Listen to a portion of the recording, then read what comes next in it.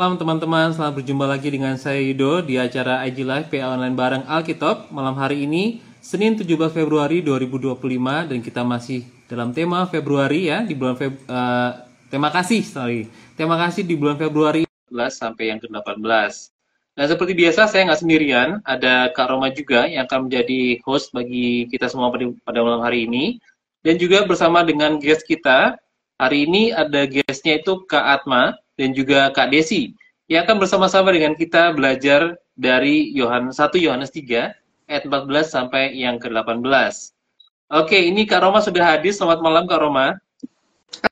Halo Kak Yudo, selamat malam. Ya, nah, sekarang kita masih di bulan Februari ya Kak Roma ya, belajar tentang kasih. Dan topik kita malam hari ini adalah Ya, tamu kita malam hari ini juga nanti ada Atma dan juga Desi yang akan bersama-sama dengan kita belajar dari 1 Yohanes 3 ayat 14 sampai 18. Ya, hari ini kita akan belajar kasih kepada saudara sebagai tanda hidup yang baru gitu ya. Jadi masih dalam tema kasih. Minggu lalu kita sudah belajar kasih.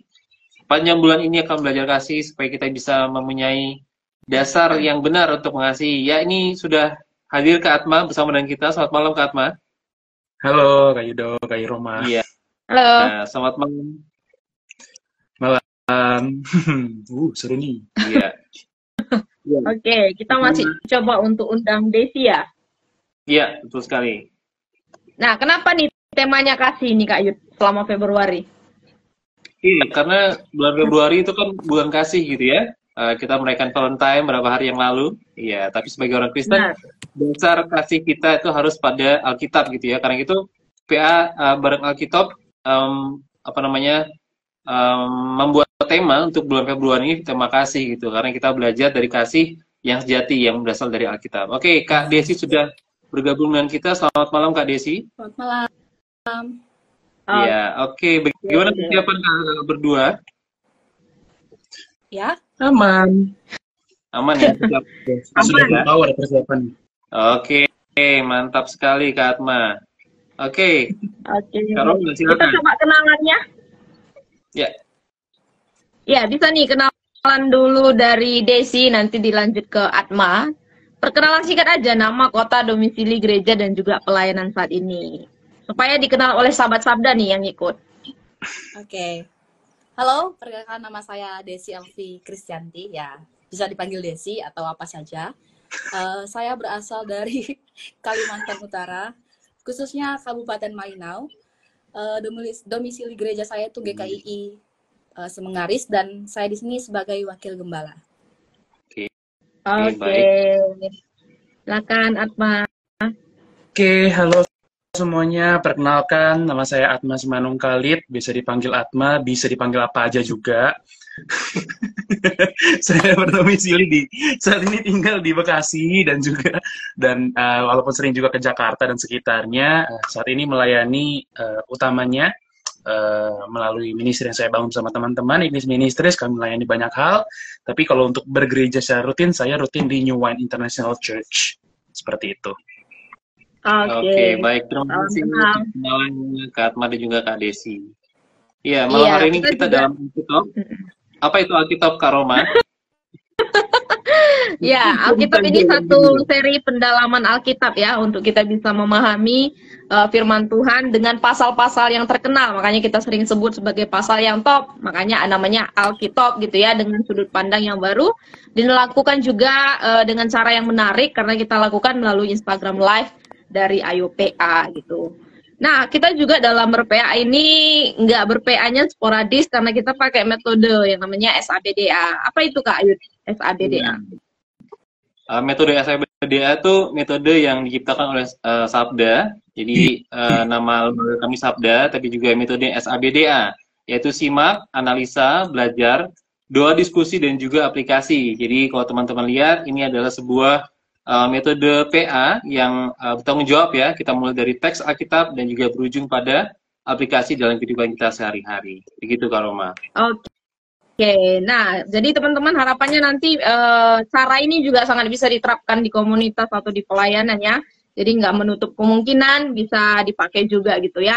Nah, kita akan segera mulai untuk acara kita, tapi mungkin perkenalan dulu. Tadi hostnya belum kenal nggak sih?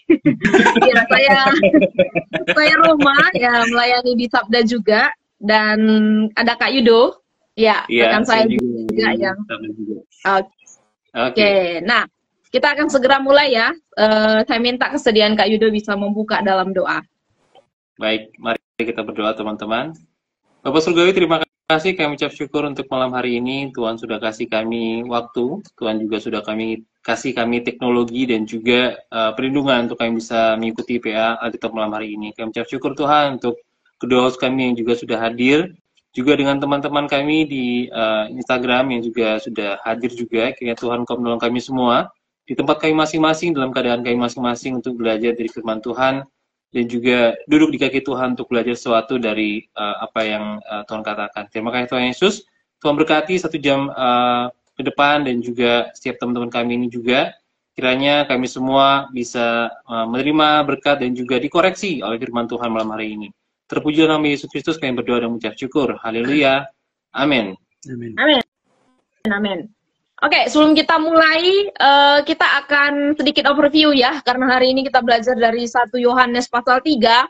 Nah, kita mau lihat surat-surat Yohanes gitu ya. Jadi, surat Yohanes ini kan ada 3 gitu, tapi Injilnya ada 1, dan surat kitab yang lainnya ada 1 lagi, yaitu kitab Wahyu. Jadi, ini orang yang sama yang menuliskan juga surat 1, 2, 3 Yohanes, dan sering namanya dipakai sebagai nama penatua ya, artinya memang dia adalah sebuah apa ya, bisa dikatakan sebagai penatua juga ketika dia melayani di Efesus sampai dia meninggal, karena Rasul Yohanes ini memang rasul yang terakhir meninggal dibandingkan teman-teman rasul lainnya.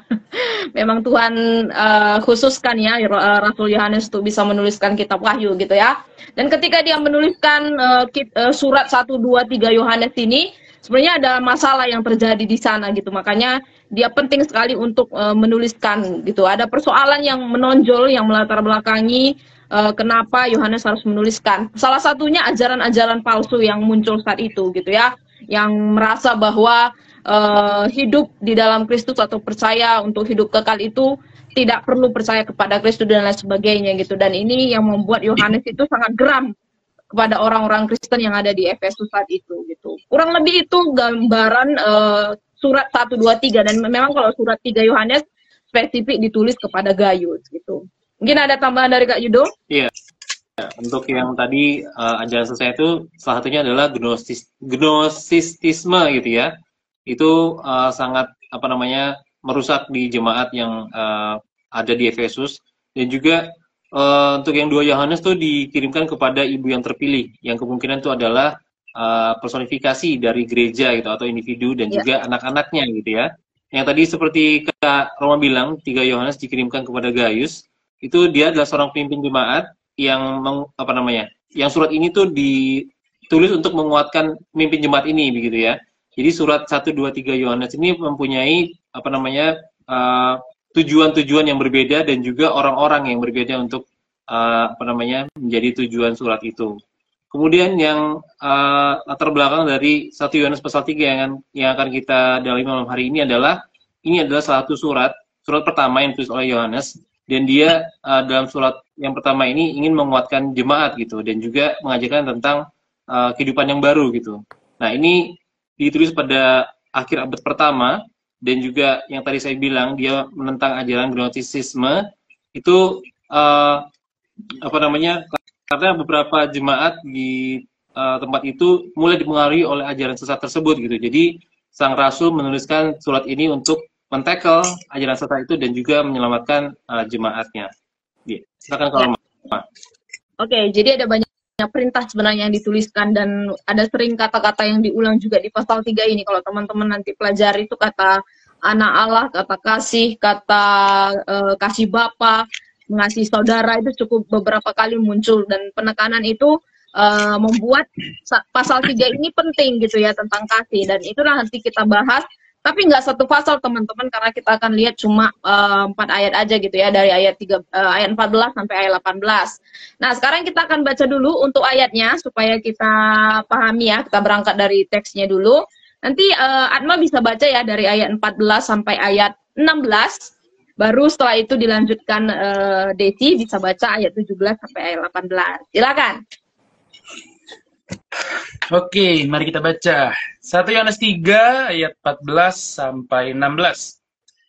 Kita tahu bahwa kita sudah berpindah dari dalam maut ke dalam hidup, yaitu karena kita mengasihi saudara kita. Barang siapa tidak mengasihi, ia tetap di dalam maut.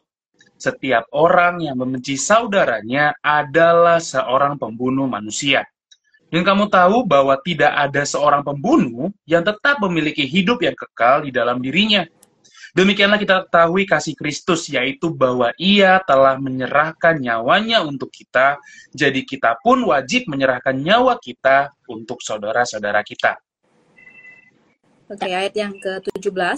Barang siapa mempunyai harta duniawi dan melihat saudaranya menderita kekurangan, tetapi menutup pintu hatinya terhadap saudaranya itu, bagaimanakah kasih Allah dapat tetap di dalam dirinya? Anak-anakku, marilah kita mengasihi bukan dengan perkataan atau dengan lidah, tetapi dengan perbuatan dan dalam kebenaran. Oke, demikian jauh ayat yang sangat singkat tapi kayaknya mendalam banget gitu ya. Nah, kita akan lihat dari langkah yang pertama dulu, yaitu langkah simak, itu dengan membaca secara teliti teks by teks dari 4 ayat yang ada. Nah, kita mulai dari Kak Desi dulu. Silakan Kak Yud. Iya, untuk Kak Desi, pertanyaannya apa tanda bahwa kita sudah berpindah dari dalam maut ke dalam hidup dari ayat yang ke-14? Silakan Kak Desi. Oke, terima kasih Kak Yud. Ya, kalau kita lihat dalam konteks ini, kita lihat di dalam bacaan berikutnya, kalau orang yang sudah pindah dari dalam maut ke dalam hidup, tandanya itu adalah karena mengasihi seperti Yesus. Ya, mengasihi seperti Yesus artinya mau berkorban. Ya, itu singkat yang saya jelaskan bahwa ya seperti yang disampaikan dalam konteks yang kita baca ini. Iya, dari yang ayat tadi itu memang ayat yang 14 saja itu karena dia mengasihi saudara gitu ya. Saudara ini kalau dalam bahasa Yunani itu kalau nggak salah adelphos gitu atau adelphus ya. Nah ini mengacu pada delphus itu womb itu apa rahim gitu ya, serahim gitu ya. Jadi yang dirujuk pada ayat ini adalah saudara dan mungkin ini adalah apa namanya kata yang merujuk pada sesama orang Kristen gitu kali ya. Oke, Kak Roma silakan ada tambahan kah? Ya, jadi cukup jelas sebenarnya bukti dari ayat 14 ini yang dituliskan oleh Yohanes gitu ya. Hidup baru di dalam Kristus itu jelas artinya mengasihi saudara. Kalau tidak mengasihi, dikatakan di ayat 14 selanjutnya itu dia hidup di dalam maut gitu. Berarti ada satu keterpisahan antara manusia ini dengan Allah karena masih belum bisa menerima kasih Allah dan pastinya juga tidak bisa mengasihi saudaranya seperti yang sudah diberikan oleh Yesus gitu. Nah, kalau kita lihat di bagian berikutnya di ayat 15 disebut apakah orang yang membenci saudaranya. Ini sangat berkaitan nih. Silakan dari Atma. Ya, kalau kita tadi memang yang membunuh itu di ayat 15 disebut sebagai orang membenci itu sebagai pembunuh dan memang kalau tadi juga kita ngelihat ke bahasa let's say kata yang membunuh di sana itu bahkan lebih cukup literal ya diartikan sebagai orang yang mematikan manusia. Jadi kalau di ayat 15 memang dikatakan ya pembenci saudara tuh pembunuh disuruh gitu. Oke, bahkan kata pembunuh di ini diulang ya, nggak satu ayat, nggak cuma sekali. Diulang 2 kali nih, kata pertama dikatakan pembunuh manusia, barangkali yang kedua dikatakan sebagai pembunuh gitu ya. Jelas banget ya, karena dari rasa benci biasanya muncul tindak-tindakan selanjutnya gitu ya, sampai tahap ya banyak kita lihat di luar sana ya, orang yang dasarnya itu akarnya itu karena benci gitu, nanti pada akhirnya bisa secara fisik walaupun di sini belum fisik maksudnya gitu ya. Nanti kita lihat nih karena nanti akan mendalam sekali tentang bagian ini. Silakan Kak Yud. Iya, tambahkan sedikit pembunuh manusia di sini kalau di Yunani satu kata anthropotonos ya. Jadi secara spesifik dia pembunuh manusia gitu. Jadi sangat apa namanya? Sangat jelas sekali gitu bahwa bukan yang membunuh binatang atau membunuh sesuatu yang lain tapi pembunuh manusia gitu. Jadi kata yang digunakan juga sangat keras gini ya. Oke, untuk Kak Desi, berikan gambaran kasih Kristus secara tindakan praktis yang dapat kita teladani dari ayat yang ke-16. Ya, gambaran sederhana salah satunya bahwa Yesus hadir di dunia, dia memberitakan Injil. Ya, kalau kita katakan memberitakan Injil itu zaman sekarang harusnya tidak berat ya, maksudnya tidak seperti pada saat zamannya Yesus bahwa mereka sering mati martir karena memberitakan Injil. Tapi bagi kita sekarang, anak-anak muda sekarang, memberitakan Injil tidak seberat itu, tidak sampai menjadi mati martir gitu. Hanya mungkin kita akan dihujat saja gitu, hanya saja sekedar dihujat ya. Kita anak Tuhan ya harus punya mental yang kuat ya. Itulah sederhana, kasih yang sederhana bahwa kita peduli terhadap jiwa seseorang yang belum menerima Injil gitu. Ya. Itu salah satunya. Betul sekali. Bahkan kata-kata ini mirip banget sama perkataan Tuhan Yesus ya, sebelum dia disalibkan gitu ya. Jadi dia bilang tidak ada kasih yang lebih besar daripada kasih yang orang menyerahkan nyawa untuk saudara-saudaranya gitu. Jadi mengingatkan kembali kayak kemarin ya, minggu lalu kita juga ngebahas tentang ini masalah dalam PA kita gitu ya. Oke, silakan Kalau. Oke, ini sebenarnya ada komentar, tapi mungkin kurang berkaitan. Ini mungkin teman Atma atau teman Desi, saya kurang paham dari Aurel. Aurel keren banget melayani Tuhan dari hari Yara, Bang. Sarang dong untuk HTS beda agama. Ini mungkin di sesi Atma yang lain ya. Ini ada Freder juga, Bang. Gimana cara sabar dalam menonton permainan? Ya. Mungkin teman-teman yang lain yang ikut kali ini, kita coba PA dari 1 Yohanes pasal 3 ayat 14 sampai 18 ya. Nanti mungkin sesi pacaran dan lain-lain bisa dalam sesi yang lain gitu. Oke, kita lanjut dulu ya teman-teman. Kita sudah lihat bagian itu tadi ya, teladan gitu ya. Diteladani di sini dengan praktek Yesus dikatakan yang menyerahkan nyawanya gitu ya. Jelas banget dari ayat 16. Di ayat yang ke-17, apa yang harus dilakukan oleh orang yang memiliki harga duniawi ketika melihat saudaranya menderita kekurangan? Silakan. Ya, kalau kita ngelihat apa sebenarnya di sini Rasul Yohanes nggak langsung ngomong kita disuruh ngapain dengan harta, tapi dia melemparkan dengan pertanyaan. Gampangnya bilang kalau orang nih punya harta terus ngeliat ada saudaranya kekurangan, masa ditahan? Sebenarnya implikasinya kita disuruh mempergunakan bahkan harta yang kita punya untuk menolong saudara-saudara kita. Misalnya nih, daripada pakai untuk nonton MU, mending untuk nonton saudara kan. Biar menjawab pasal yang gak nih, follower-follower itu kadang-kadang harus digituin ya, harus dijelasin. Nah, daripada pakai duit buat beli-beli merchandise MU, mending bantu saudara-saudara di sana yang butuh. Begitu. Contoh praktisnya kan. Oke, ya ini sudah langsung praktisnya ya. Jadi menarik sekali ya. Memang di ayat 17 ini jelas sekali Rasul Yohanes menekankan ya, tidak menutup pintu hati untuk menolong saudara. Bahkan saudara di sini disebut spesifik yang menderita kekurangan gitu ya. Kalau memberi dalam kelebihan untuk orang yang mungkin lebih itu biasa gitu. Tetapi dalam kekurangan menolong orang yang menderita, bahkan dalam kekurangan itu yang luar biasa, dan itu yang harus diwujudkan sebagai kasih yang sejati yang dibilang oleh yang sudah dinyatakan juga oleh Tuhan Yesus gitu. Nah, bagaimana nih seharusnya kita? Oh, ini Kak Yudo nih selanjutnya. Nah, lalu dari yang ayat 18 itu seharusnya bagaimana kita mengasihi orang atau saudara-saudara kita? Silakan Kak Desi. Ya, bagaimana sih seharusnya kita mengasihi saudara-saudara kita, yaitu dengan kita rela berkorban. Ya, kembali lagi gambaran kita adalah Yesus, tokoh penting kita, bahwa dia rela berkorban. Ya, kalau kita rela berkorban untuk teman-teman kita yang kekurangan, apa yang ada pada kita, kalau kita bisa bagi seberapapun dia, ya kita bagikan. Dan mengasihi itu tidak menuntut balasan. Ya, kepada siapapun kita mengasihi dengan cara memberi atau apapun, kita tidak menuntut. Itulah kasih yang seperti Allah atau seperti Yesus berikan untuk kita sebagai anak-anaknya. Ya, seperti itu. Ya, terus sekali. Jadi kan 18 itu dibilang bahwa mengasihi itu bukan dengan perkataan atau dengan lidah. Maksudnya lidah ini perkataan yang keluar dari mulut gitu ya, atau kata-kata yang manis gitu ya.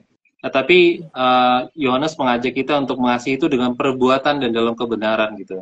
Nah, ini aku pikir juga tadi seperti yang Kak Desi bilang, ini seperti Yesus juga. Maksudnya kebenaran tuh standarnya waktu itu kan dalam lingkup kekristenan atau jemaat Kristen saat itu adalah Kristus gitu ya. Jadi semua pengajaran Kristus, semua apa yang dikatakan oleh para rasul, pengajaran-pengajaran mereka itu jadi standar bagaimana kita mengasihi orang lain gitu. Atau tadi di ayat 17 tuh langsung ditujukan gitu kepada orang-orang atau saudara-saudara dalam kekurangan gitu ya. Jadi bukan hanya dengan kata-kata manis atau dengan hal-hal yang jargon-jargon kekristenan atau keagamaan, tapi dengan perbuatan dan di dalam kebenaran. Oke, kita akan masuk ke dalam bagian kedua. Kita akan menganalisa dan meneliti lebih dalam teks-teks yang sudah kita baca tadi. Kita akan mulai dari Kak Roma. Silakan Kak Roma. Ya, teman-teman di rumah juga kalau ada pertanyaan atau respon sehubungan dengan ayatnya ya, sekali lagi sehubungan dengan ayatnya bisa banget tulis di kolom komentar. Nanti kita akan bacakan gitu ya respon dari teman-teman. Nah, kita coba analisa satu persatu ya dari 5 ayat ini ya. Mengapa orang yang tidak mengasihi digambarkan saat itu sebagai orang yang hidup dalam maut? Nah, bisa diteliti nih apa artinya hidup dalam maut? Silakan dari Atma. Iya, kalau dalam Alkitab ketika kita baca maut, sebetulnya kan bukan berarti nggak bernyawa atau mati, tapi ini sebuah gambaran. Sebenarnya kalau kita baca dari 1 Yohanes aja pun, kita baca dari awal sudah sangat terlihat apa maksudnya hidup dalam maut.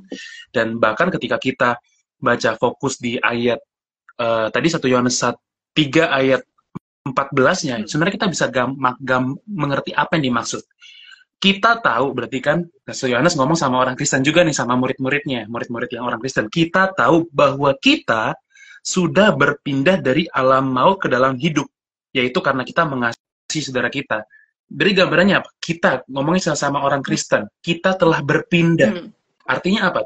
Berpindah itu dari tadinya sebelum percaya kepada Kristus, menjadi percaya kepada Kristus. Perpindahannya di situ, bahwa kita bukan lagi seperti orang dunia yang membenci Allah, tapi sekarang hidup dalam anaknya, dan terbukti, ya sebenarnya ayat 15 juga dibilang, dengan kita mengasihi. Jadi apa yang dimaksud hidup dalam maut? Pertama, hidup di luar Kristus, di luar keselamatan dari Kristus, sebelum percaya Kristus. Dan mengapa orang yang tidak mengasihi digambarkan sebagai hidup dalam maut? Karena orang yang masih di dalam maut belum pernah merasakan kasih yang sejati daripada Allah, dan makanya kemudian digambarkan di situ bahwa ayat 14, karena orang-orang yang mengalami kasih Allah itu kemudian berbuah melalui mengasihi saudaranya. Begitu. Ya. Jadi bisa dikatakan buahnya adalah mengasihi saudaranya ya, karena sekarang memang udah berpindah. Berpindah artinya di sini kemarin kita mengenakan manusia lama, tetapi saat ini kita sudah berpindah mengenakan manusia baru gitu ya. Kemarin manusia kita adalah manusia Adam yang hidup dalam dosa, hidup terpisah jauh dari Allah. Tetapi ketika berpindah dari dalam maut kepada kasih Allah, dikatakan itu kita sudah ada di dalam manusia, di dalam identitas kita di dalam Yesus Kristus gitu ya. Jadi setuju banget memang kalau buah dari kasih yang sudah keluar dari dalam maut itu adalah mengasihi. Makanya jelas sebenarnya Yohanes menggambarkan tentang kasih yang sudah tidak lagi hidup di dalam maut, tetapi menjadi manusia-manusia yang baru gitu. Silakan Kak Yud. Ya, ini ada pertanyaan dari Septina Febe. Apakah ketika kita menjadi seorang yang rela berkorban, sama dengan kita menjadi people pleasure, Kak? Ya, teman-teman bisa jawab nih.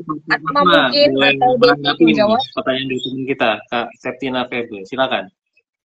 Iya, itu menarik kan. Maksudnya kadang-kadang mungkin itu konsep yang baru akhir-akhir ini ya, ketika kita bahasanya mungkin terlalu mengasihi orang, jadi dianggapnya people pleaser atau mementingkan atau berusaha untuk menyenangkan semua orang. Walaupun sebetulnya yang diajarkan Alkitab bukan dalam konsep seperti itu. Problemnya dengan people pleaser adalah menempatkan nilai itu pada kesenangan orang lain. Bahwa ketika orang senang dengan saya, itu yang bagus. Padahal Alkitab standarnya tidak begitu. Bentuk kasih kita sampai rela berkorban bukan untuk menyenangkan orang lain. Tentu ada buah itu juga, tapi yang paling utama menyenangkan Tuhan, bukan untuk menyenangkan orang lain. Jadi sebenarnya kalau yang diajarin apakah people pleaser, bukan. Tapi kalau God pleaser, iya. Gitu. Oke. Dari Desi ada tambahan nggak? Ya, seperti yang Atma sampaikan bahwa ya people pleaser. Ya kita katakan ya sering karena kita mengalah, artinya kan kita dianggap mengasihi orang lain tuh dikatakan kita mengalah gitu. Jadi kita ya begitulah gitu. Tapi bahwa seperti yang Kak Atma sampaikan, kita itu mengasihi Allah bukan karena menyenangkan manusia, tapi karena menyenangkan Allah.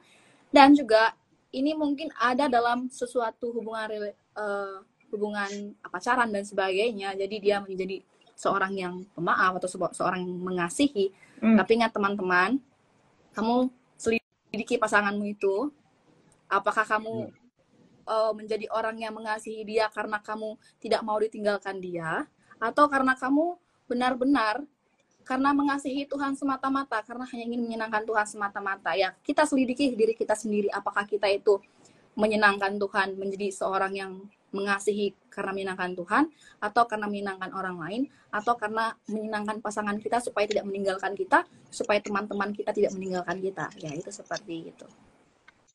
Oke. Ini ada satu pertanyaan lagi. Ini ada pertanyaan juga dari Ray. Saudara yang dimaksud itu siapa ya? Adakah spesifikasinya? Apakah teman-teman tadi sebenarnya di awal sudah disampaikan juga ya? Mungkin diulang lagi mungkin dari Kak Atma atau Kak Desi. Kata saudara di sini. Ya sebenarnya kalau kita ngelihat maksudnya kita berfokus sama surat ini kan, ini surat ini punya audiens, punya tujuan tulisannya. Makanya ketika dia ngomong saudara, kita juga harus mengerti dalam konteks audiens itu. Kalau misalkan di sini Rasul Yohanes nulis kepada jemaat Kristen, mungkin secara sempit dari teksnya kita mengerti saudara di sini maksudnya sesama orang Kristen. Kalau dalam surat ini. Tapi kemudian nanti kita lihat bagian-bagian lain, let's say ketika Matius, baru itu sifatnya lebih umum. Misalkan ketika Bapak juga menerbitkan matahari kepada orang baik dan orang jahat, berarti orang Kristen juga harus mengasihi, nggak boleh pilih-pilih hanya untuk orang baik dong, tapi untuk semua orang dikasihi. Tapi sekali lagi, kalau dalam konteks surat ini secara spesifik, ini ngomongnya sesama orang Kristen, begitu. Dan setuju dari Desi? Ya, saya setuju bahwa ini mengenai sesama orang percaya atau sesama orang Kristen. Ya, saudara sama orang Kristen. Jadi benar ya, ketika Yohanes tulis ke Injil Yohanes, surat Injil Yohanes itu sama audiensnya ya, makanya anak-anakku, saudara itu sering dipakai karena menunjukkan orang Kristen yang pernah dituliskan surat di Injil Yohanes itu juga orang yang sama gitu, yang sempat mengalami pengajaran sesat dari apa yang mereka dapatkan gitu. Oke, bisa dilanjut Kak Yud. Oke, untuk Kak Desi kali ini, apa maksud kata pembunuh dalam konteks 1 Yohanes 3 ayat 15 ini? Ya, silakan Kak. Oke. Iya, tadi sudah di-spoiler sama Kak Yas. Tadi itu pembunuh kalau dalam bahasa aslinya dalam kitab itu adalah antropoktonos. Ya, antropoktonos itu ya kita katakan memang seseorang yang mengambil nyawa manusia, pembunuh manusia. Ya, antropoktonos ini terjadi karena adanya kebencian dan kedengkian terhadap saudara tadi. Maka ini kan gambarannya seperti iblis sebagai pembunuh sejak awal, sejak mulanya dia sebagai pembunuh manusia. Jiwa manusia artinya membawa manusia untuk jatuh dalam dosa dan dalam kematian yang kekal. Ini maksudnya seorang pembunuh manusia. Yang memang pada dasarnya pembunuh nyawa manusia. Ya, oke, baik sekali. Menurut saya sudah lengkap. Itu tadi juga sudah di spoiler ya di awal. Jadi dan itu secara spesifik itu kepada manusia gitu, manusia kepada manusia gitu. Jadi keinget waktu di zaman Nuh ya, begitu Nuh keluar dari Bahtera itu ada pembunuh manusia. Kalau ada manusia yang nyawanya diambil oleh manusia, itu akan dituntut oleh Tuhan gitu ya. Tapi di sini itu dimunculkan lagi gitu, seorang pembunuh manusia itu berarti orang yang membenci saudaranya gitu. Bahkan itu jadi lebih bukan hanya di tataran fisik gitu ya, tapi ada di tataran lebih tinggi lagi, tataran rohani gitu, sehingga makna itu jadi lebih tajam begitu. Oke, Kak Roma silakan. Iya, jadi benar sekali sebenarnya kalau dilihat analoginya itu dijelaskan Yohanes ayat 12 ayat 13 ya. Bukan seperti Kain yang berasal dari si jahat dan membunuh adiknya. Dan apakah sebabnya ia membunuh? Segala perbuatannya jahat dan perbuatan Habel itu benar gitu. Jadi analogi tentang pembunuh sebenarnya sudah dijelaskan Yohanes di ayat-ayat sebelumnya gitu ya. Seperti Kain yang dengan kebenciannya kepada adiknya karena persembahannya diterima Tuhan, kebenciannya itu yang membuat Kain menghabiskan nyawa adiknya. Jadi benar sekali gitu bahwa dari arti Yunani yang dijelaskan itu tadi juga analoginya itu sama seperti yang dilakukan Kain ketika menghabiskan nyawa adiknya gitu. Nah, kita akan lihat bagian berikutnya nih. Apa artinya mengasihi dengan perbuatan dan dalam kebenaran? Kalau dilihat tadi ayat 18 ini. Silakan, Atma. Ya, memang itu bagian yang juga penting ya, bahwa kita nggak cuman harus berbuat kasih, tapi kasih yang seperti apa gitu, Hmm. kasih yang ditunjukkan dalam hal seperti apa. Rasul Yohanes di sini kasih dua kriteria, yang pertama dengan perbuatan, dan kedua kebenaran. Walaupun dalam bahasa Yunani itu langsung dengan perbuatan dan kebenaran gitu, jadi nggak lebih kayak gitu. Untuk perbuatan ya sebenarnya itu juga hal yang paling gampang ya, kasih jangan cuma kalau bahasa anak muda sekarang jangan ngemeng doang lah, jangan cuma omongan doang, tapi tindakan lakukan. Kalau misalnya kayak kemarin kami main ke panti asuhan, nolong adik-adik di sana, main ke panti jompo, nolong oma-opa di sana, ya atau yang hal-hal simpel ya. Kalau saya pribadi, misalkan saya mencoba mendisiplinkan diri paling spesifik dengan misalnya apa namanya? Kalau itu tuh orang-orang di jalan kadang-kadang suka ada yang dorong motor gitu. Ya kalau kamu ngomong mengasihi, kamu bagaimana tindakannya melihat orang-orang seperti itu. Jadi sebenarnya itu dalam aspek perbuatan. Tapi kemudian dalam kebenaran juga bahwa tindakan tindakan perbuatan ini juga harus ditelisik. Ini yang saya lakukan benar nggak, gitu ya. Karena orang Indonesia sekarang kan masih kadang-kadang punya agak hal yang kadang miskonsep nih, yang mengasihi sama baik itu kadang-kadang langsung dicampur-campurin. Itu maksudnya, atau yang ramah. Kalau dalam bahasa Inggris lebih gampang. Good and kind itu dua hal yang berbeda. Hanya karena kita melakukan hal yang baik, belum tentu kadang-kadang benar gitu. Misalkan ya, membiarkan orang berdosa, misalkan teman kita berdosa terus, kita biarin aja biar dia nggak sakit hati. Mungkin baik, tapi nggak benar gitu. Nah, itu jadi tetap harus diukur juga tindakan kebaikannya harus benar. Itu yang kriteria yang dikasih oleh Rasul Yohanes. Seperti itu. Ya, sebenarnya udah setuju banget dengan apa yang dikatakan oleh Atma, sudah melengkapi juga banget ya. Jadi perbuatan di sini artinya aktif, bukan pasif gitu ya. Aku bilang aku mengasihi tiap hari. Kalau nggak ada perbuatan juga sama aja. Di mana tanggung jawab kita sebagai orang Kristen gitu. Dan dalam kebenaran tadi juga dikasih contoh juga, dan menurutku benar. Jadi ukurannya di sini bukan kebenaran kita, tapi kebenaran yang berasal dari Tuhan. Karena contoh itu tadi, orang yang di luar Kristus pun bisa melakukan hal yang baik, tapi belum tentu benar. Contohnya itu tadi ya. Itu dalam etika kekristenan itu nggak benar gitu, karena kompromi dengan dosa gitu. Jadi kebenaran di sini bukan didasarkan karena emosi kita yang kita punya sisi emosional yang aduh aku mengasihi. Baik sih, tapi kalau kasih itu berasal dari Allah, itu kita kembalikan ke Allah, bukan untuk supaya aku dikenal baik, supaya aku dilihat baik gitu ya. Jadi harus berdasarkan kepada kebenaran yang dari Allah. Ya, ini tadi ada yang tanya, ayatnya dari mana Bang, karena telat. Dari 1 Yohanes pasal 3 ayat 14 sampai 18 ya. Silakan dibuka Alkitabnya. Oke, ini ada pertanyaan juga nih. Oh, sudah nggak ada pertanyaan ya? Oke, lanjut. Kayut. Oke, kita masuk ke bagian yang ketiga. Kita akan belajar tentang kesimpulan atau masuk bagian belajar yang akan menyimpulkan pelajaran-pelajaran yang sudah kita dapatkan dari tadi gitu ya. Dari langkah 1, langkah 2. Langkah ini kita akan membuat kesimpulan-kesimpulan itu gitu ya. Nah, saya akan ke Kak Desi dulu. Dari yang sudah kita pelajari hari ini, simpulkan apa yang hubungan antara kasih dan hidup kekal. Silakan Kak Desi.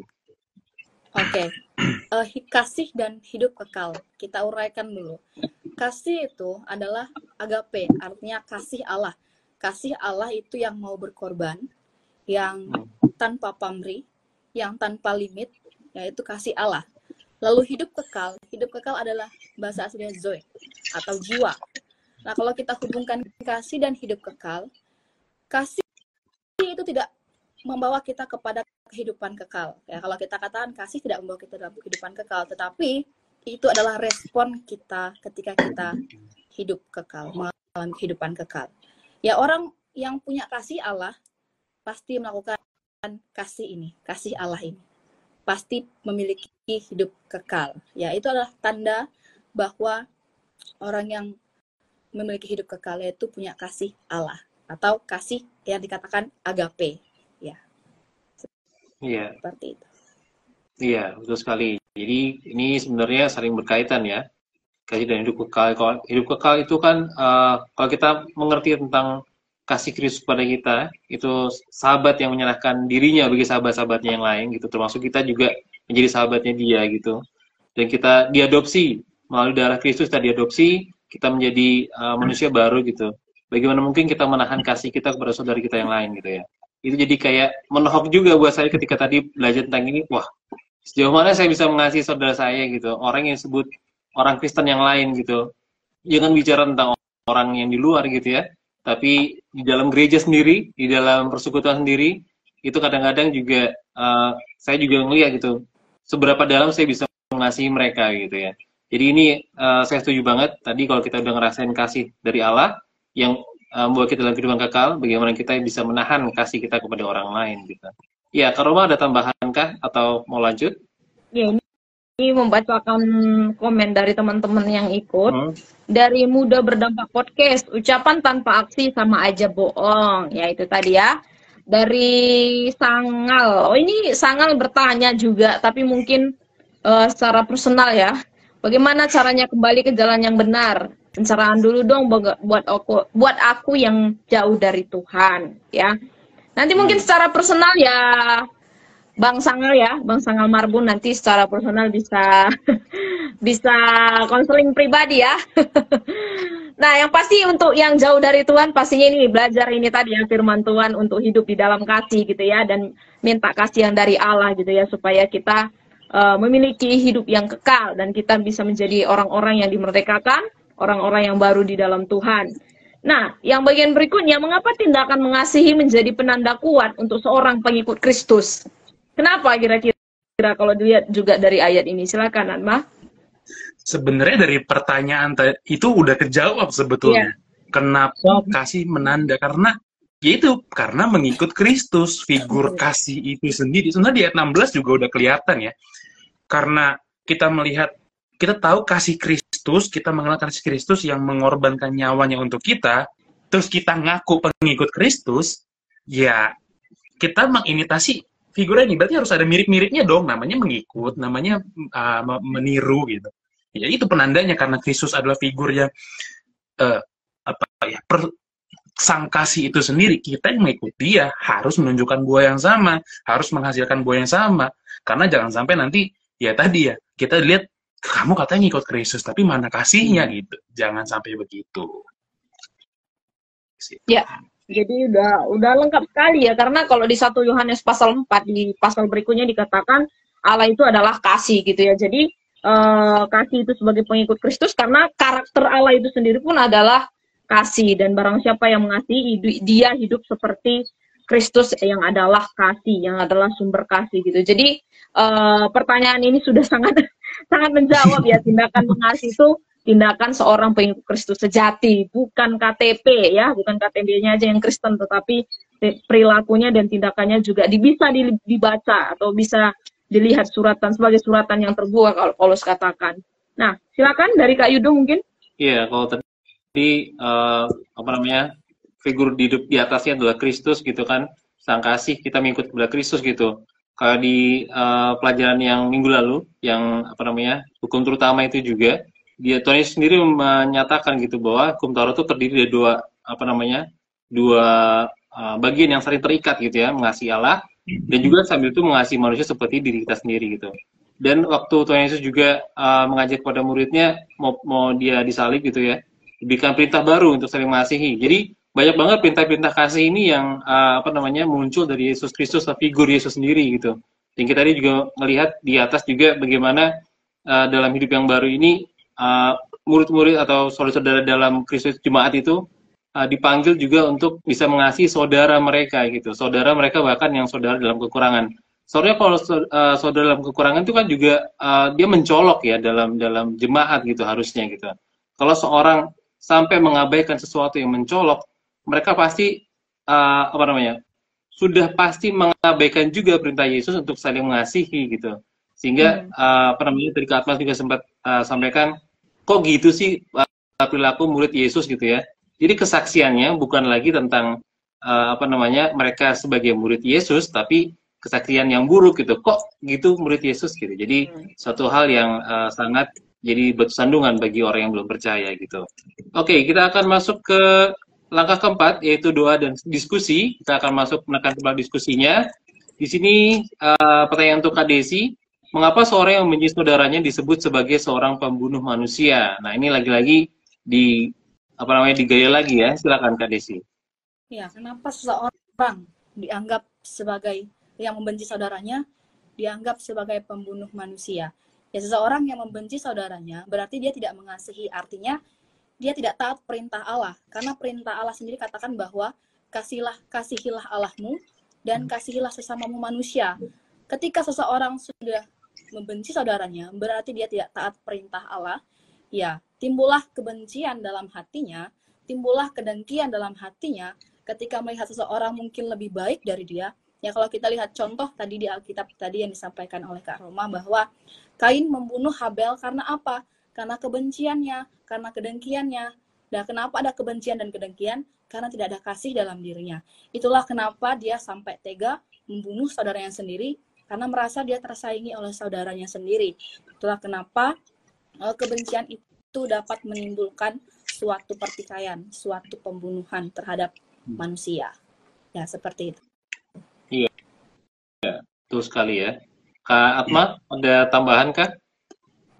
Ya sebenarnya itu tidak tergambar ya, karena gambaran yang di sini bahwa apalagi mengingat ya sebenarnya konteks ayat ini nggak bisa terputus dari ayat 12 tentang yang tadi dicontoh Kak Roma soal Kain dan Habel, tapi kita melihat bahwa memang kebencian itu memiliki ini pun hal yang kita rasakan sehari-hari kok.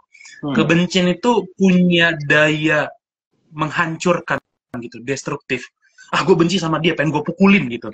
Gue benci sama dia, pengen gue hancurin hidupnya. Kalau cowok-cowok, gue benci sama dia, pengen gue pukulin. Atau kalau cewek-cewek, gue benci sama dia, pengen gue sebar-sebar lah aib-aibnya gitu-gitu kan. Hal yang seperti itu yang terekspresi dari kebencian, dan itu yang sebenarnya sedang tanda kutip dimusuhi oleh ayat ini, oleh ajaran Rasul Yohanes ini. Lu nggak boleh kayak gitu, karena ya menghancurkan, mungkin kalau kita kebenciannya ya cuman kayak tadi ya, menghancurkan reputasi misalkan, atau bikin bonyok sedikit mukanya misalkan. Tapi kalau itu dibawa kepada maksimalnya apa? Ya membunuh gitu. Sama kayak Kain dan Habel. Kain dan Habel bedanya langsung meledak nih. Ibarat kata langsung 100. Kalau kita mungkin baru level poin 20 aja dulu, nggak langsung nyampe 100 ya, tapi sama aja arahnya ke sana juga kan. Ya kita ketika benci berharap mati aja kayak lo. Nah kayak gitu tuh. Itu yang maksud Rasul Yohanes tuh kayak gitu tuh. Makanya lo sampai membunuh tuh. Gitu. Iya.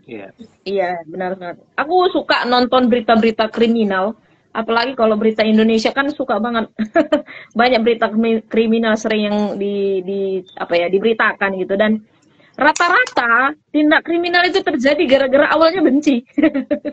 Awalnya nggak suka sama tetangganya, itu kayak yang kemarin di Medan itu ya.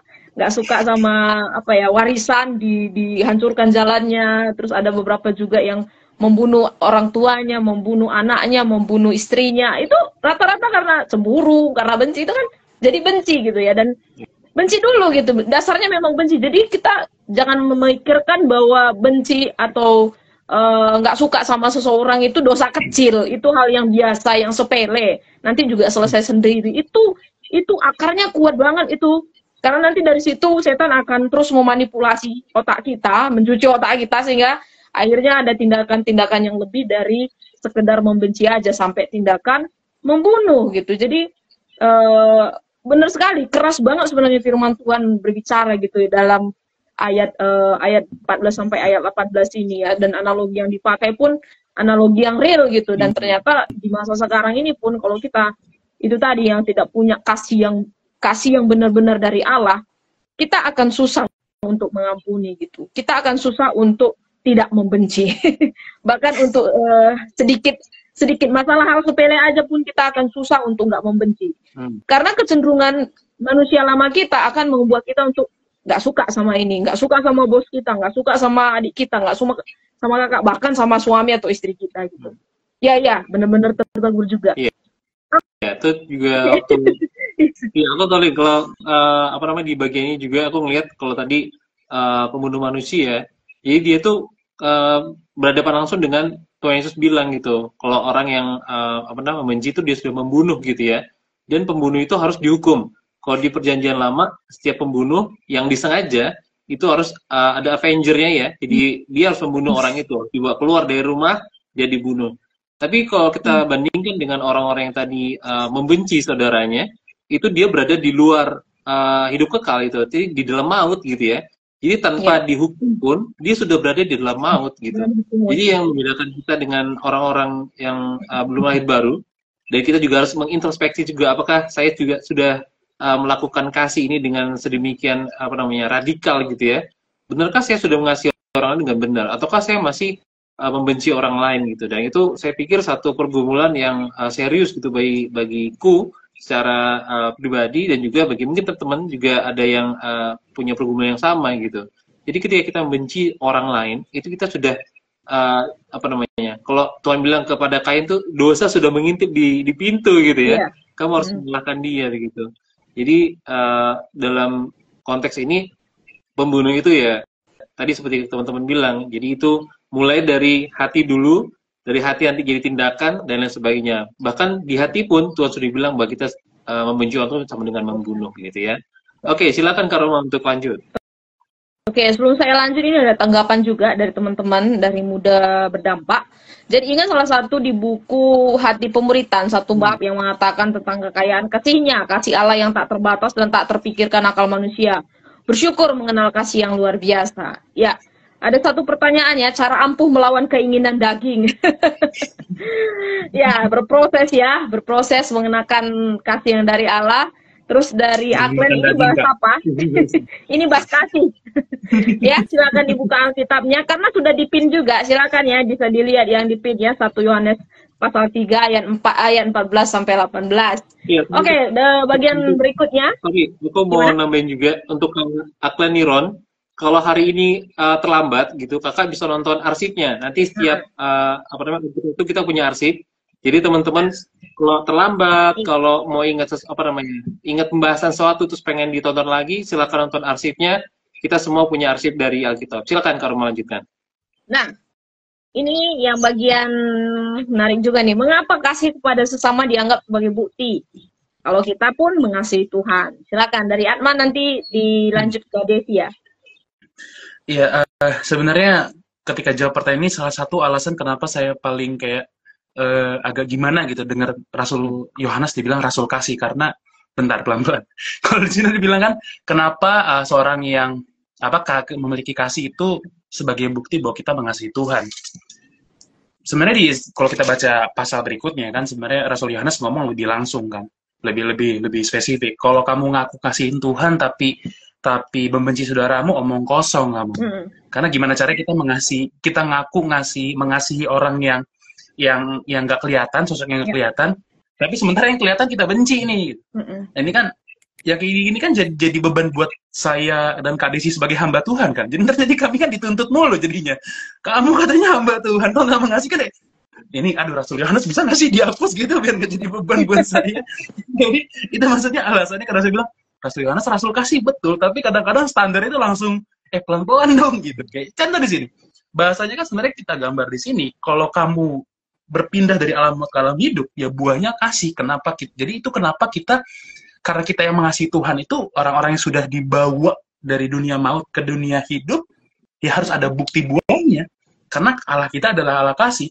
Ketika kita tidak, tapi ini juga berlaku sebaliknya berartinya. Kalau ini jadi bukti kita hidup dalam Tuhan, kita hidup mengasihi Tuhan, bisa jadi bukti sebaliknya juga. Kalau nggak ada, berarti kita belum masih hidup dalam maut. Itu kan bahasanya di ayat 15 juga kayak gitu. Bahwa kalau kita nggak punya kasih, kita masih dalam maut. Bahwa kita tidak punya kasih, berarti kita tidak tahu kasih Allah. Bahwa kalau kita tidak punya kasih, kita tidak mengasihi Allah. Jadi bahwa itu jadi bukti karena itu pentingnya di situ. Sebagai bukti langsung bahwa Allah hadir dalam hati kita.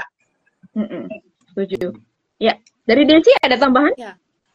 Kalau dari saya juga kembali lagi bahwa perintah Tuhan itu bukan hanya untuk mengasihi Tuhan, dia juga perintahkan untuk mengasihi manusia. Bukan berarti sebagai anak Tuhan kita bilang bahwa kita mengasihi Tuhan, makanya kita taat perintah Tuhan, atau lalu kita mengabaikan perintah untuk mengasihi sama kita. Nah, itu kan sebuah pertanyaan, apakah kamu benar-benar mengasihi Tuhan, tapi tidak mengasihi sesamamu? Ya, jadi pertanyaannya adalah ketika kamu tidak punya hubungan baik dengan saudaramu atau punya kebencian dengan saudaramu, hubunganmu dengan Tuhan itu menjadi sebuah pertanyaan. Hubungan vertikalmu menjadi sebuah pertanyaan. Jadi makanya kenapa kasih kepada manusia itu dianggap mengasihi Tuhan. Karena apa? Karena kalau kita sudah mengasihi manusia, otomatis harusnya kita juga mengasihi Allah. Berarti peraturan yang Tuhan berikan itu kita taati. Jangan kita mendengarkan peraturan yang satu lalu kita menolak peraturan yang satu, ya. Seperti itu. Oke. Jadi ini kalau melihat Alkitab minggu lalu benar ya. Kasihilah Tuhan Allahmu dan hukum yang sama, yang seperti itu ya. Kasihilah dirimu dan sesamamu gitu ya. Jadi di sini memang vertikal, horizontal itu berjalan bebarengan gitu ya. Bukan yang satu dilakukan, yang satunya nggak dilakukan gitu. Itu tuh mengalir gitu. Dan ketika kita punya kasih Kristus, otomatis sebenarnya kita itu menjadi orang-orang yang dengan rela mengasihi gitu ya, bukan yang terpaksa lagi gitu ya, bukan yang sebuah menjadi beban lagi gitu. Tapi secara otomatis kita rela mengasihi dengan segala keberadaan kita, bahkan ketika ya kita disakiti, kita dihianati ya. Memang agak berat di sini ngomongin tentang ini gitu, tetapi itulah bagian dari perintah Tuhan gitu. Silakan Kak Yud. Iya, aku nambahin sedikit sih. Kalau tadi nyambung ya, kalau perintah Tuhan tuh mengasihi nggak cuma Tuhan tapi sesama juga. Jadi teringat waktu di Matius 5 ayat 23 itu waktu Tuhan bilang kalau kamu mempersembahkan korban, kamu teringat sesuatu tentang saudaramu, tentang engkau gitu kan, tinggalkan persembahanmu dan juga kembali ke saudaramu dan selesaikan itu gitu, baru kembali untuk persembahkan korban. Jadi kayak beneran perintah Tuhan tuh bukan sesuatu yang main-main gitu. Bahkan dalam hal religi pun, dalam hal keagamaan pun itu juga ada di situ. Jadi ketika kita sedang melayani Tuhan, entah di pelayanan mimbar atau di hal-hal yang lainnya, itu juga jadi pisau yang masuk hati kita juga gitu. Apakah saya sudah benar-benar mengasihi, apakah saya sudah benar-benar nggak ada masalah dengan orang lain, baru kita bisa melayani Tuhan dan memberikan persembahan dengan Tuhan dengan baik gitu ya. Nah, kita akan masuk dalam bagian aplikasi teman-teman. Jadi di bagian aplikasi ini kita akan membuat aplikasi yang konkret untuk pelajaran yang sudah kita dapatkan pada hari ini gitu ya. Untuk Kak Desi dan juga untuk Kak Atma, silakan buat kesimpulan atau tindakan konkret apa yang akan teman-teman lakukan jika hati Anda tertutup untuk menolong saudara kita yang menderita kekurangan. Silakan. Dan mungkin dari Kak Desi dulu baru Kak Atma. Silakan Kak. Iya, kalau dari saya kesimpulan dari semuanya ini, tindakan konkret yang harus saya lakukan adalah ketika mungkin hati saya tertutup, tetapi sejauh ini bukan saya tidak tahu, bukan saya tidak peduli, tapi saya pura-pura tidak peduli. Kebanyakan seseorang itu semuanya Tuhan sadarkan kamu harus beri untuk dia, kamu harus tolong dia, tapi kita pura-pura tidak dengar gitu, kita pura-pura tidak peduli perkataan itu. Tapi dari situ kita belajar bahwa kita harus sadar diri. Tuhan mengasihi kita dengan begitu rela berkorban untuk kita, memberikan segala sesuatu untuk saya secara pribadi. Saya harus sadar diri. Lalu saya juga harus mengingat nilai-nilai kebaikan, nilai-nilai etika. Ya, karena di sini juga belajar tentang etika Kristen, saya juga harus belajar tentang hal itu. Saya juga harus lakukan. Dan yang terpenting adalah bahwa itu adalah perintah Tuhan tadi, mengasihi sesama manusia dengan cara memberi, dengan cara sebuah tindakan yang nyata, bukan hanya sebatas perkataan gitu, bukan hanya sebatas omdo. Ya, seperti itu. Oke, silakan Kak Atma. Ya, sebenarnya satu hal yang saya percaya, ya mirip juga tadi Kak Desi bilang, sebetulnya ya bukan kita nggak tahu mau ngapain sih, kadang-kadang ya pura-pura nggak tahu aja, karena saya percaya ketika seorang percaya itu, ketika kita percaya kepada Tuhan tuh langsung ada yang berisik tuh di dalam hati tuh. Ya, ketika ngeliat orang kesusahan tuh langsung ada yang berisik, tolongin. Nah, sekarang problemanya mau dengerin tuh suara apa enggak gitu. Ya kalau nggak mau dengerin ya saya spoiler aja, ntar tanggung jawab depan Tuhan kok. Tapi kalau saya pribadi punya kesempatan saya bersama teman-teman melayani sebuah panti asuhan secara rutin. Kami membantu anak di sana dengan memperlengkapi mereka dengan banyak skill. Tapi mungkin kalau teman-teman nggak harus tiba-tiba, teman-teman yang nonton ini nggak harus tiba-tiba harus langsung cari panti asuhan di mana yang bisa saya tolong. Enggak. Santai aja, pelan-pelan teman-teman, pelan-pelan. Yeah. Kayak saya sebelum ke panti asuhan mulai dari tahu. Ya tadi sempat saya singgung di awal. Kalau misalkan saya naik motor, melihat ada mas-mas atau mbak-mbak di pinggir jalan dorong, saya samperin, Mas, Mbak, kenapa? Ada yang bisa saya bantu? Hal basic seperti itu. Teman-teman masih berat itu, oke turunin lagi deh. minimal ketika temenmu di sebelahmu di gereja ketemu, tanya apa kabar, ada yang bisa ceritakan atau ada kesulitan apa, tanya, seenggaknya tanya deh. Kalau teman-teman belum bisa langsung berbuat. Nah, ketika teman-teman rutin melakukan hal seperti ini, percaya Tuhan akan tambahkan lagi kok. Tuhan akan siapkan kita berapa ya? Terlibat dalam perkara yang lebih besar lagi untuk menolong hidup-hidup di sekitar kita. Pertanyaannya mau setia atau enggak? Ya, kalau itu setia dalam level pekerjaan pelayanan, ya mulai dulu setia sama Tuhan dari hal yang basic. Ya aplikasikan melalui ya kesadaran dengan orang-orang sekitarmu.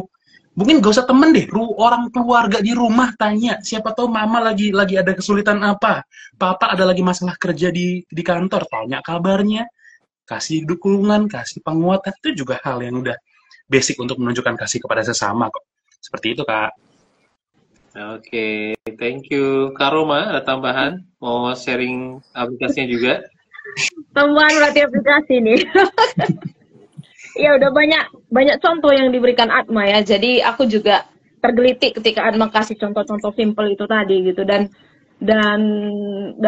kalau dari ayat-ayat ini sendiri aku tuh belajar tentang mengasihi itu nggak nunggu kayak dulu gitu ya. Kalau konteksnya mungkin dalam kekurangan, menolong orang lain dalam kekurangan gitu. Tapi ternyata nggak menunggu kayak dulu supaya kita bisa memberi gitu, supaya kita bisa menyatakan kasih kita dengan memberikan mungkin sesuatu yang kita punya untuk orang lain yang nggak punya gitu. Dan contoh simple yang aku lakukan yaitu gitu ya, Tuhan ingatkan, tergelitik ketika beberapa kali aku sama suami di jalan gitu ya, ada anak-anak, kita lagi di apotek gitu, ada anak-anak yang kasih makanannya untuk dibeli gitu ya.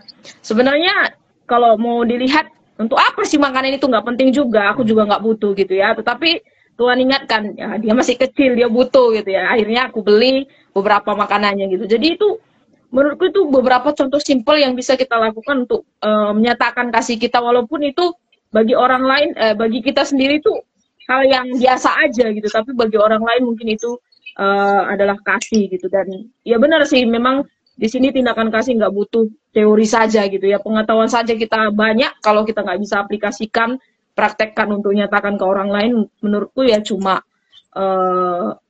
nato aja gitu, no talk only only hanya opini aja gitu ya, talk only gitu ya. Ya diingatkan sih betapa besar kasih Tuhan sekali lagi, dan harusnya juga kita secara otomatis, aku selalu bilang secara otomatis kita harus bisa nyatakan kasih itu gitu. Ya. Itu sih mungkin aplikasi juga yang akan terus aku lakukan dengan hal-hal yang simple, tapi pastinya itu juga berdampak. Dan tujuannya bukan untuk kita, sekali lagi, karena tujuannya kan Tuhan yang disenangkan gitu. Itu sih mungkin dari Kak Yudo aplikasinya. Ya, mungkin aplikasi itu adalah untuk merendah gitu ya. Emosiku tuh tinggi gitu kan, dan kadang-kadang ketemu dengan orang yang aku nggak suka, dan itu tiap hari gitu ya, harus bisa merendahkan diri ya, bukan merendahkan hati aja, merendahkan diri, bahkan tahu diri juga, kayak tadi kan, tahu diri Tuhan sudah kasih saya keselamatan, Tuhan kasih saya hidup yang kekal, bagaimana saya mewujudkan kasih itu gitu, dalam sehari-hari gitu ya. Itu sih aplikasiku ya. Tadi juga, by the way, yang Kak Atma bilang untuk kalau lihat orang nuntut motor di jalan itu, beberapa kali saya ketemu orang seperti itu. Maksudnya saya yang ditolong gitu. Jadi tahu bener gimana rasanya ditolong ketika dalam kondisi seperti itu ya. Apalagi kalau malam hujan, dan ada orang nolong, itu benar-benar itu pertolongan Tuhan. Dan saya malam hari ini teringat oleh itu ya, bersyukur untuk kasih yang orang beri kepada saya. Oke, kita akan Kak Roma akan menceritakan pelajaran dari ini. Silakan Kak Roma. Iya, rasanya waktunya terlalu cepat, kita harus segera mengakhiri untuk acara kita yang sudah 1 jam ini ya. Yes. Ya, walaupun mungkin teman-teman tadi kita udah belajar banyak, ada banyak proses di sana sini yang masih harus dilakukan ya. Karena memang ayat ini cukup simple tapi dalam banget artinya ya. Sehingga kita diingatkan sekali lagi ya, betapa besar sebenarnya dosa-dosa kita ya. Kita yang nggak layak dikasih, tapi Tuhan mengasihi kita. Tetapi sekali lagi kita melihat kasih Allah yang sangat besar, sehingga kita juga dilayakkan untuk mengasihi saudara-saudara kita, bahkan dikatakan di dalam kekurangan. Ya, semangat untuk teman-teman di rumah semua yang akan siap melakukan aplikasinya, dan terima kasih untuk Atma, dan juga terima kasih untuk Kak Desi. Nah, ini Kak Yudo akan tutup sebelum kita, berikan kesimpulan sebelum kita tutup. Ya, melalui PA malam hari ini kita belajar bahwa kasih kepada sesama adalah tanda nyata dari hidup dalam Kristus gitu ya. Nah, kasih ini bukan sekadar perasaan, tetapi juga diwujudkan dalam tindakan nyata yang penuh pengorbanan dan kepedulian terhadap orang lain. Karena itu teman-teman, selamat mengasihi dengan perbuatan dan dalam kebenaran. Thank you, Kak Roma. Oke, kita akan menutup ya. Saya minta kesediaan Kak Desi bisa tutup dalam doa. Ya, mari kita berdoa. Tuhan Yesus, kami bersyukur sekali buat kebaikan-Mu Tuhan, di mana Engkau sudah memimpin kami dalam PA kami pada malam hari ini. Kami membahas mengenai tentang kasih Allah yang begitu luar biasa, dan praktek hidup kami sebagai orang-orang percaya bahwa kami juga harus mengasihi sama kami manusia ya Tuhan, terutama orang-orang percaya kepada Engkau juga ya Tuhan Yesus. Terima kasih Bapak, apa yang sudah kami sampaikan pada hari ini Tuhan, kini juga memberkati teman-teman yang sempat hadir pada malam hari ini, dan kini juga Tuhan Kau memberkati setiap narasumber yang ada bersama dengan host yang ada juga Tuhan Kau memberkati. Terima kasih ya Tuhan, berkati juga PA ini supaya semuanya untuk memuliakan nama Tuhan, untuk menjangkau jiwa-jiwa yang ada ya Tuhan Yesus. Terima kasih Bapak. Kami berdoa dan mengucap syukur dalam nama Tuhan Yesus. Haleluya. Amin. Amin. Thank you semua. Terima kasih. Dan salam, ayo PA. Jadi teman-teman, kita minggu depan masih akan tema kasih sekali lagi ya di bulan Februari, yaitu kasih menutupi banyak dosa dari 1 Petrus 4 ayat 7-11. Silakan teman-teman bisa aktifkan notifikasinya supaya bisa bergabung setengah 8 waktu Indonesia Barat sampai selesai. Pastinya di akun ayo.pa gitu ya. Silakan bisa juga di follow. Atau kalau teman-teman ingin menjadi guest seperti Kak Atma dan juga Kak Desi, bisa banget hubungi Ayo PA, DM atau kontak. Banyak sekali jalur-jalur ke Sabda yang bisa teman-teman bisa lakukan untuk bisa kenalan dengan Sabda gitu ya. Mari kita belajar bersama-sama.